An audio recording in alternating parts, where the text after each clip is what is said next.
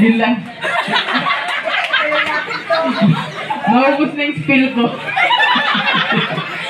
Dahil kasi sinabi niyo agad sa akin na nasa lokban pa lang ako eh. Para nakapag-compose ako maigi. Pero yun nga nung nalaman ko nga sa Tito Nuno, nasa ospital na. Talagang nandun ako sa tindahan para akong tanga doon, nag-aantay akong customer pero umiiyak na ako.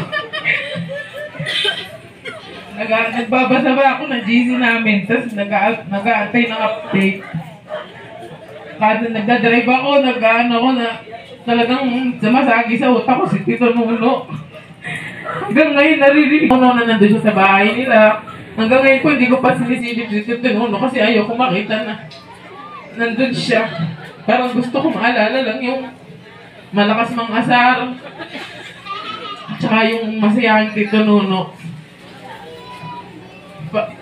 Ang huling ano ko po kay Tito Nuno, huling nang lagi niyan po nare-request pag ako ay uuwi ng Bulacan galing Lokban. Ay, Bodin. Buti na lang po ay nung, kailan ba, nung mga July ba yun? Nabigyan ko po siya ng Bodin. Sabi nila na ay talagang hindi daw niya pinakain sa kanila, sa kanya lang. PG lang.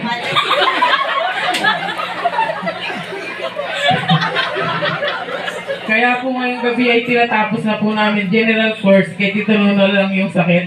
Idali niya na. Huwag niya na ipasa sa mga anak niya at sa akin.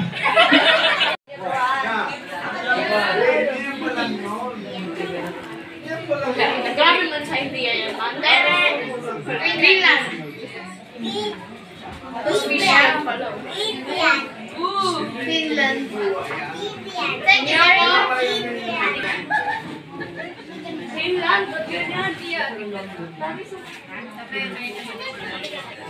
Taiwan. Taiwan. Pero yung ginawa ni Nanay, tikman mo, masarap yan. Nag-like ko ah.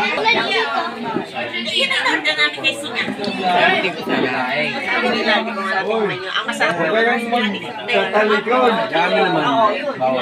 Hello. Hindi pa makadaan. Yan ang vlogger. Ingat kayo ah. Oh, vlogger na. Kung vlogger kayo, oh, kabakal. Kabakal lang. Vlogger din ako. Kabakal.